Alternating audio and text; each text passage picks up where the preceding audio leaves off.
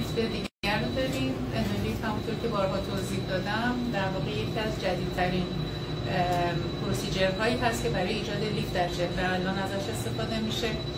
استفاده از لیزر دایود هست که در زیر پوست میریم و هم روی مد آب کردن چربی و هم روی مد لیفت توی چهره کار میشه.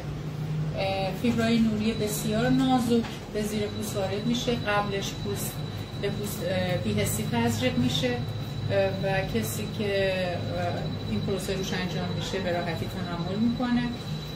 تو قسمت هایی که چربی بیشتری هست ما رو مد آب کردن چربی میریم و بعد در تمام صورت و حتی اطراف چشم توی مد لیفت کار میکنیم و نتایجش درصد رضایت بسیار بالایی داره.